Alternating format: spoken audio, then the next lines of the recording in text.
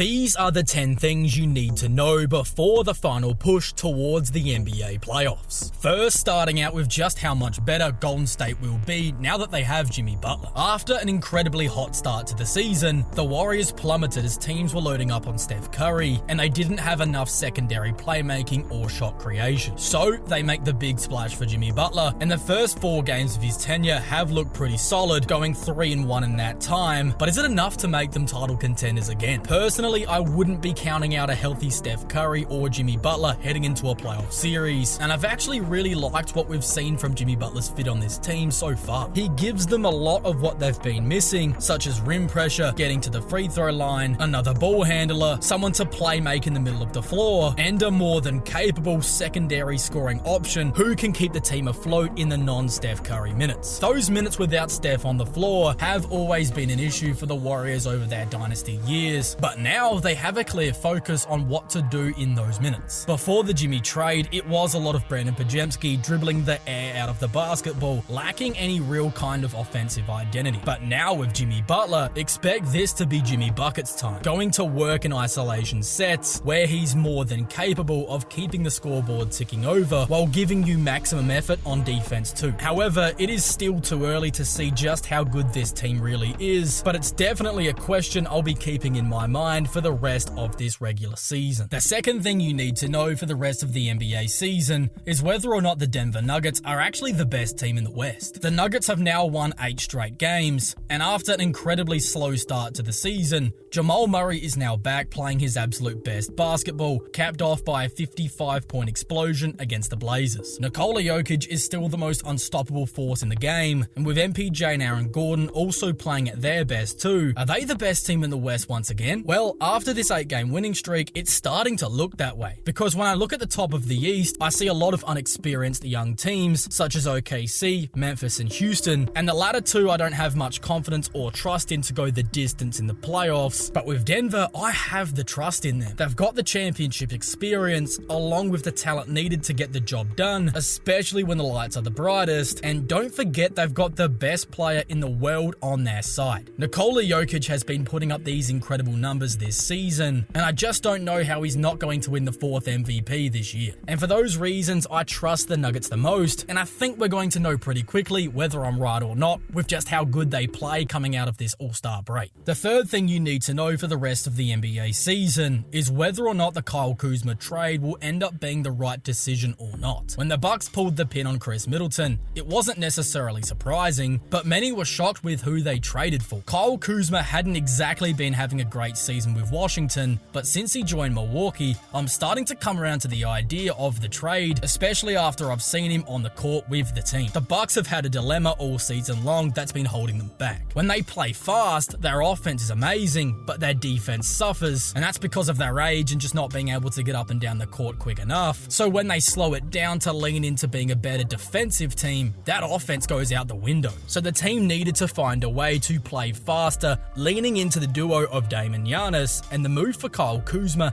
absolutely accomplishes that goal. He's a 6'9" athletic wing who can get up and down the court in a blink of an eye, and if you look at his shooting splits with the Wizards, it's not a pretty sight, but you've got to remember that that's mainly because he was the first option, being guarded by the opponent's best defensive player, which are the reasons for his down shooting year. But since he's been with the Bucks, he's shown an ability to knock down his open shots, push the pace in transition, but most importantly, pull down big rebounds. The Bucks were at their best defensively when they were closing out possessions with the defensive rebounds. And Kyle Kuzma is going to give them that ability full-time in the starting lineup, as he can hopefully be the piece that will allow the Bucks to play quick while still being a good defensive team. But only time's going to tell whether or not they will miss that veteran experience that Middleton gave them once the postseason comes around. The fourth thing you need to know before the playoffs start is what the Lakers are going to do defensively. After pulling off the greatest heist in NBA history, the Lakers have set themselves up for the future. But what about the rest of this season? They had a trade in the works to bring in themselves a real center with Mark Williams, but the deal fell through, and now they lack that starting level big. Alex Lynn was recently picked up off the buyout market. However, he doesn't really help their cause either because he's not good enough to be a starter. Jackson Hayes was the starter in the game since the trade, but we haven't had a large enough sample size to see just how good or bad the Lakers are defensively, as they've only played 2 games against the Jazz, where they blew them out in the first game and then got smacked in the second game. But it's in that second game where they gave up 131 points, and that's not a good look, leaving me wondering just how bad is their defense really. Their issues aren't just at the big man spot either, as they also have very little point of attack defense with Doncic and Reeves in the backcourt. Despite having Luka and LeBron James on the same team, I still don't really believe in the Lakers as currently constructed to make it to the Western Conference Finals or further. But in the same light that they've been struggling to get stops themselves, with the potential small ball lineup they could run out there, I think teams are going to struggle just as much back the other way, because they will legitimately have a 5-out offense with Doncic,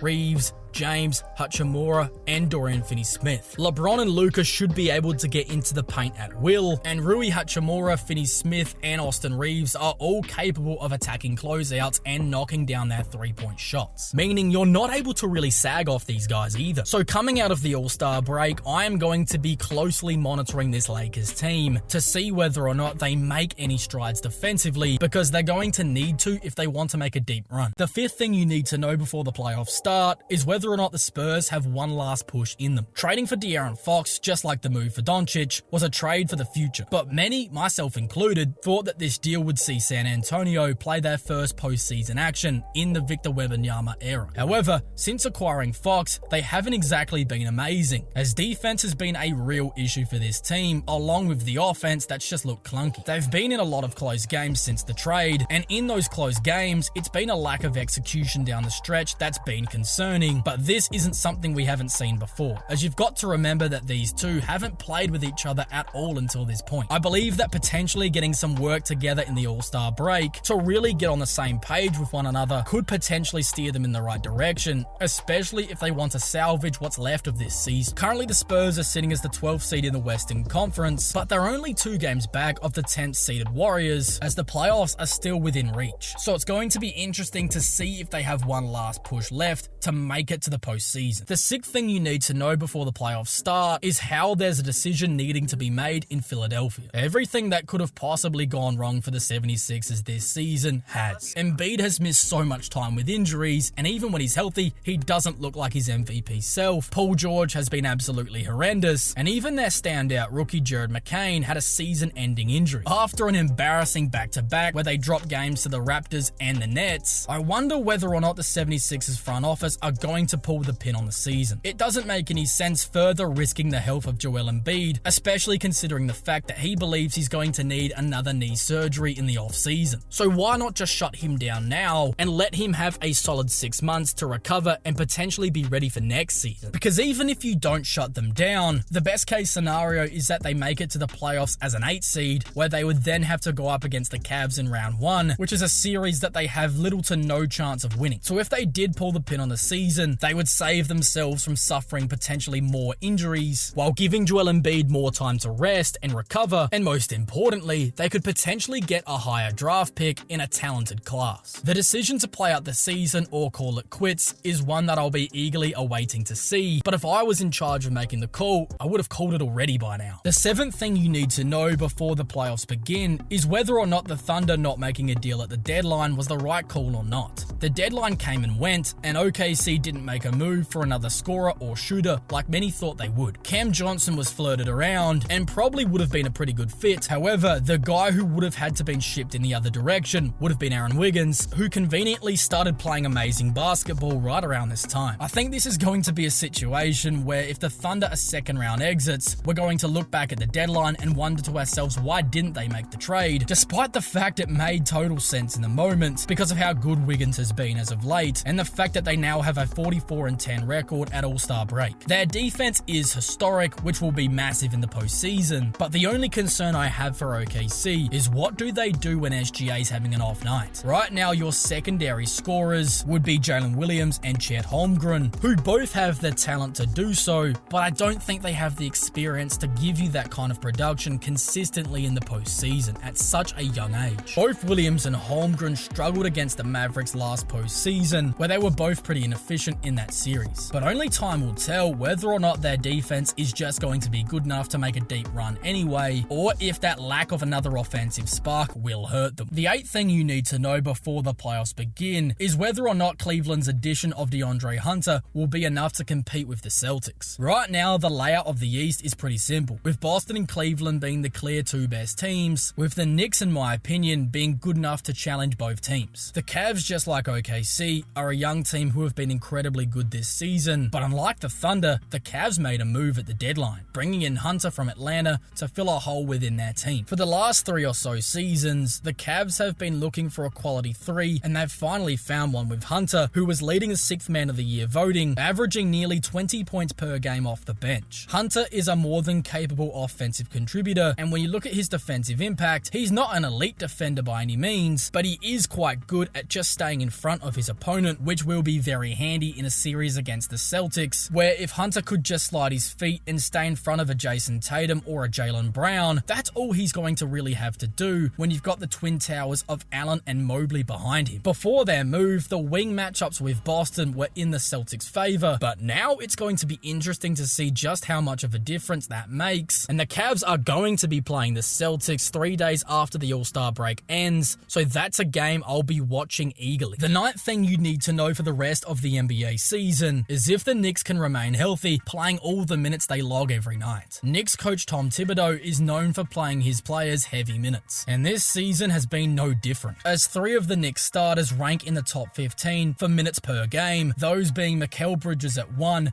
Josh Hart at 3, and OG Anunoby at 11, all playing over 35 minutes a night. The reason why this is concerning is pretty obvious, because more minutes on your legs makes it more likely that you're going to get injured, and beyond just that theory, we actually have proof of this in action, because in last year's playoffs, it felt like the entire team got injured in that series against Indiana, which led to them being eliminated. At full strength, as I mentioned earlier, I believe they're good enough to contend with the Celtics and Cavs, but considering the crazy minute load they've already endured throughout the season, and with that likely to just keep increasing as we get closer to the playoffs, I just don't know how this team's going to manage health when they need to be healthy the most. The 10th thing you need to know for the rest of the NBA season is who the Grizzlies' number 1 option will be. The Grizzlies are currently the 2 seed in the West, with the Nuggets breathing down their necks, and they've been doing this without Ja Morant being at 100%. It feels like whenever you're turning on a Grizzlies game, it's basically a flip of a coin on whether or not you're going to see Ja Morant playing. Ja hasn't been playing like himself this season, but that hasn't mattered because of how good Jaren Jackson Jr. has been, putting up 23 points per game this season, even making the All-Star team. Jaren Jackson Jr. has been the best player for the Grizz this season, and I first wonder, will Morant get back to 100% this season? And if he does, what will the team dynamic look like? The team has gotten comfortable playing with or without him, using Jackson Jr. as the number 1 option, and because of that, I wonder which version of the Grizzlies we're going to get in the playoffs. Not only that, I wonder whether or not the best possible version of this team would even be good enough to compete with OKC or Denver, who in my opinion both have them beat when it comes to talent. Their team construction is pretty deep, and their offensive system is very unique, but I don't necessarily believe that this team can make a deep playoff run if Jaren Jackson Jr. is their number 1 option. I believe Memphis needs the real Ja Morant to come back if they're going to have a chance to make a deep playoff run this season. These are 10 more things you need to know before the NBA playoffs begin. First, starting with the Boston Celtics' only weakness. The Celtics have drawn plenty of attention this season for their relentless 3-point shooting, launching nearly 48 attempts per game, the most in the league. While that approach has fueled their success, it hasn't been without its challenges. From mid-December through to January, Boston hit a rough patch, going just 10-9 over a 19-game stretch. They've since bounced back though, winning 7 of their last 8 heading into the All-Star break. But that slump raised some questions. As the reigning champions, they are getting every team's best shot, making even the so-called easy games tougher ones. shots. One consistent in their game plan over this time, though, has been the 3-ball. They've experimented with different lineups, including a double big look, but their reliance on deep shots remains. Some argue if it's working, why change it? But is this truly the best version of the Celtics? Earlier in the season, I made a video talking about how Boston could potentially be an even better team if they just cut down on some of the unnecessary threes and attack the basket more often. They have the size and ball handling across positions to be one of the best driving teams in the league, yet they often settle for jumpers. This lack of downhill pressure lets opponents steal games when they aren't making their threes. If their shooting holds up through 4 rounds of playoff basketball, it won't be an issue, but that's a big if. If the shots stop dropping, it could be their Achilles heel, but only time will tell, as it's something I'll be watching extremely closely. The second thing you need to know before the NBA playoffs start is how the 76ers signing of Lonnie Walker means only one thing. In part 1 of this video, I mentioned how the 76ers should shut down their season, counting their losses before they make any more. However, the recent buyout signing of Lonnie Walker, for me, makes it very unlikely that they're going to do that now, as for whatever reason, this team believes they can still make serious noise in the postseason. Although, as I also mentioned earlier, I highly disagree, it's now clear that the front office doesn't agree. And on paper, this team should be one of the best, but for whatever reason this season, they just haven't been. The energy is simply not right, and Embiid is saying he's going to need another knee surgery in the off-season, so just let him go and start his treatment now,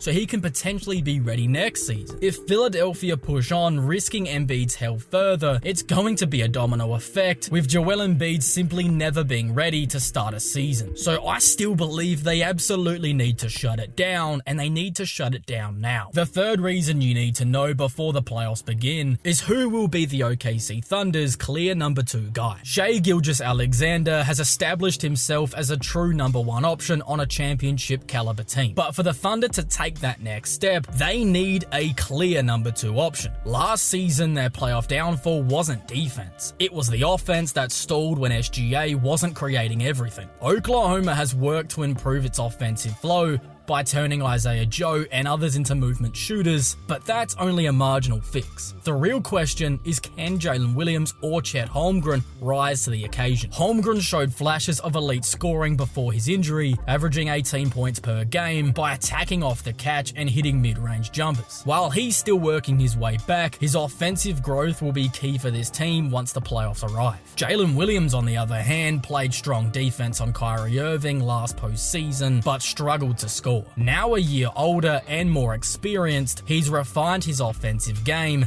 and understands just what it takes to adjust in the playoffs. For OKC to contend, one of these two needs to become a reliable secondary option, and it is a tough ask for these players to step up this early in their careers, but if the Thunder want to reach the mountaintop, one of them simply has to do so. The fourth thing you need to know before the NBA playoffs begin is whether or not the Pacers can put forward a better defensive effort. Last season, the Indiana Pacers made a surprise run to the Eastern Conference Finals, powered by their elite offensive system. Some argue that they only got that far because of the injuries to Milwaukee and New York, but their offensive firepower was undeniable. The real issue? A complete lack of defensive identity, which ultimately led to their downfall. So has anything changed? Not much. At least not yet. Indiana still ranks 22nd in defensive rating, a number that definitely doesn't scream title contender, but they do have the pieces to become better on that end. Miles Turner is a proven shot blocker, All-Star Pascal Siakam brings versatility, and Andrew Nembhard has shown flashes of being a strong perimeter defender. The Pacers play an aggressive, high-pressure style, often trapping at half court. That approach can disrupt older teams and slow down fast-paced offenses, but it's not a reliable coverage to play over a long playoff series. Even with that being said, Indiana won't be an easy matchup, but if they can tighten up defensively while maintaining that high-powered offense led by Tyrese Halliburton, they could make another deep playoff run. Whether they actually do that or not, that is the big question. The fifth thing you need to know before the NBA playoffs begin is whether or not the Rockets' intensity will remain a strength. Houston has been one of the biggest surprises this season, jumping from a lottery team to the 4th seed in the Western Conference. Their turnaround has been fueled by defense, relentless intensity, energy, and a commitment to rebounding. In many ways, they're the complete opposite to the Indiana Pacers, an elite defensive squad that struggles to score. The Rockets are the best rebounding team in the NBA, limiting second chance points and controlling possessions. But their offensive struggles are a real concern. They rank 25th in overall field goal percentage, 28th in three-point percentage, and 28th in two-point percentage. Numbers that very clearly explain why their offense looks stagnant at times. And that weakness caught up to them just before the All-Star break, where they dropped 6 games in a row. When Houston's locked in, they can compete with anyone. But the big question is whether their reliance on energy and intensity will still be an advantage in the playoffs, where every team plays with a heightened urgency. For now, I'm not fully sold on the Rockets as a playoff threat. Their defense gives them a shot, but if they can't find more consistency on offense, their postseason ceiling may be lower than their regular season record suggests. The sixth thing you need to know before the start of the NBA playoffs is what on earth is going on with the Phoenix Suns. At this point, the Suns are basically the Sixers of the West. On paper, they have the talent to be a top 6 seed, yet they're sitting outside of the play-in tournament. Reports surfaced that Phoenix were shopping Kevin Durant at the trade deadline, and understandably, he wasn't thrilled about that. If this season continues to spiral, there's a real chance he forces his way out in the summer. When watching the Suns play, it's not hard to see why the frustration is building. They just don't bring the energy needed to win games consistently. If talent alone won championships, this team would be a contender, but effort, chemistry, and consistency matters just as much, and the Suns simply aren't showing up every night. The Bradley Beal experiment has been a disaster, as he's making $50 million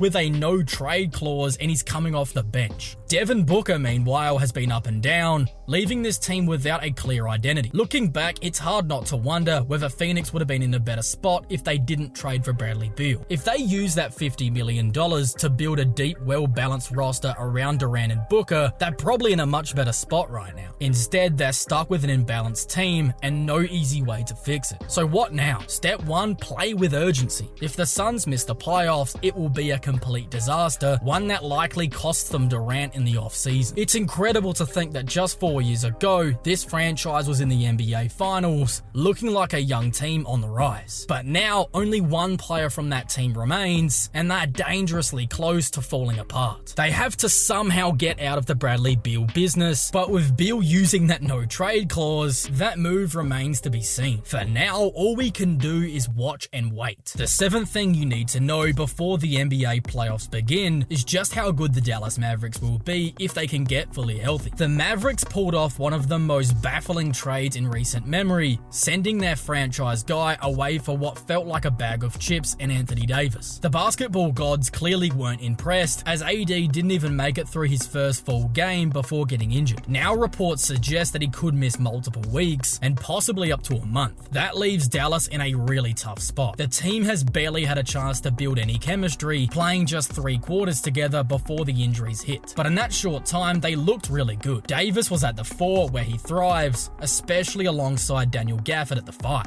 That front court forces opponents into playing bigger lineups that they might not be comfortable with, giving Dallas an edge. For now, Kyrie Irving is running the show, and he's having a great season. But how good could this team be when fully healthy? That's the big question. With Davis, Derek Lively, and Gafford all out right now, the Mavs are currently playing without any of their bigs, as even making a playoff push is going to be an extreme challenge. If they can get their full roster back in time, Dallas has the potential to be a serious problem in the West. Until then, we're going to be left wondering what could have been. The 8th thing you need to know before the NBA playoffs begin is whether or not the Minnesota Timberwolves are going to find their offense. After a wild off-season that saw Minnesota trade Karl Anthony Towns for Julius Randle, the Wolves' offense has been all over the place. Losing Cat meant losing elite floor spacing, and with Randle not nearly being the same kind of shooter, the paint has become a lot more crowded. Pair that that with Rudy Gobert at the 5, and suddenly Anthony Edwards has very little space to attack the basket. Even last season, the Wolves weren't exactly an offensive juggernaut, and while their offensive rating sits at 13th this year, it hasn't felt nearly that strong. Even when Randall was out recently, allowing the more reliable shooter Naz Reid to start at the 4, that didn't make much of a difference. Minnesota did win 3 straight games in that stretch, but it was sandwiched between 4 losses, including a tough one to the Bucks missing both Giannis and Damian Lillard. On the bright side, their defense remains a major strength, ranking 6th in the NBA. But if they want to make a deep playoff run, they need to find a more balanced offensive attack. Right now, it's all falling on the shoulders of Anthony Edwards, and that's not a sustainable formula for success. If the Wolves don't get more contributions elsewhere, they might find themselves running out of gas when it matters the most. The 9th thing you need to know before the NBA playoffs start is how there's a decision needing to be made in New Orleans. I called the Suns the Sixers of the West, but the Pelicans might have an even stronger case for that title. Just like Philadelphia, everything that could have gone wrong did go wrong this season, with virtually every key player missing time due to injury. Coming into the season, I was actually really high on this team, and honestly, if they were healthy right now, I still would be. But that has been the story for this franchise. Talent that can't stay healthy when it matters the most. Zion Williamson remains the heart of that issue. His conditioning has been a constant concern, and his inability to stay healthy has derailed the Pelicans time and time again. The front office recently moved Brandon Ingram to Toronto, which felt like for pennies on a dollar, but that trade in itself doesn't necessarily say much. Many felt Ingram was the odd man out anyway, but it could signal something much larger. It could be the beginning of the end for this core. We've seen glimpses of what this team could be. Just look at last year's playing game against the Lakers. Zion was arguably in the best shape of his career as he cruised to 40 points with ease. Until, of course, the injury bug struck again. At this point, making the playoffs isn't even in the conversation, as the Pelicans have won just 15 games this year. So what happens next? If Zion can put together a massive off-season, show up in peak condition, and actually stay healthy, maybe, just maybe this team could bounce back next year. But that is a massive if. The real question is whether or not the front office believes in this group to give it one more shot, or if they decide that it is time to blow it up. We're just going to have to wait and see. The 10th thing you need to know before the NBA playoffs begin